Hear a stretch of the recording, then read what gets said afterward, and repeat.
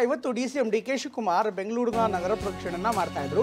ಬೇರೆ ಭಾಗದಲ್ಲಿ ಬೆಂಗಳೂರಿನ ಬೇರೆ ಭಾಗದಲ್ಲಿ ಅಭಿವೃದ್ಧಿ ಕಾಮಗಾರಿಗಳಿಗೆ ಶಂಕುಸ್ಥಾಪನೆ ಮಾಡೋದಕ್ಕೆ ಮುಂದಾಗಿದ್ರು.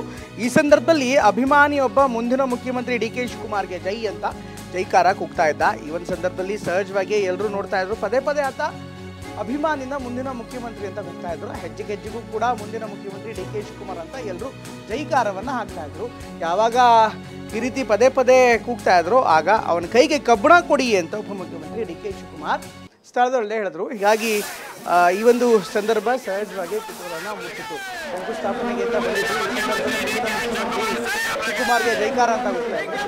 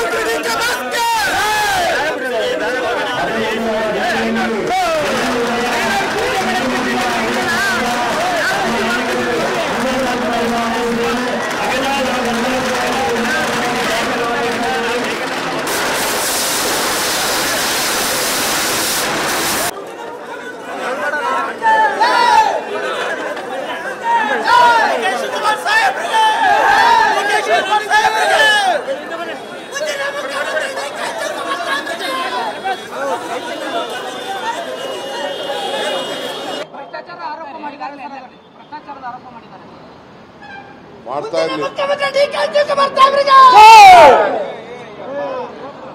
ಯಾರು ಕೈ ಕಬ್ಬಣ ಕೊಡುವ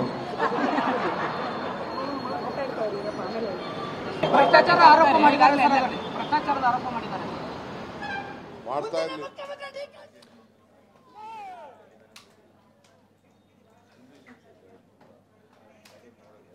ಇದು ಡಿ.ಕೆ. ಶಿವಕುಮಾರ್ ಹೇಳ್ತಾ ಇರುವಂಥ ಮತ್ತು ಒಟ್ಟಿನಲ್ಲಿ ಸಂದರ್ಭದಲ್ಲಿ ಎಲ್ಲ ಕಾರ್ಯಕರ್ತರು ನೇರವಾಗಿ ಹೇಳ್ತಾ ಇದ್ರು. ಆದರೆ ಇದಕ್ಕೆ ಸಿಟ್ಟಾಗಿರುವಂಥ ಡಿ.ಕೆ. ಶಿವಕುಮಾರ್ ಸ್ವಲ್ಪ ಸುಮ್ಮನಿರಿ ಅಂತ ಸೂಚನೆಯನ್ನು ಕೊಟ್ಟರು.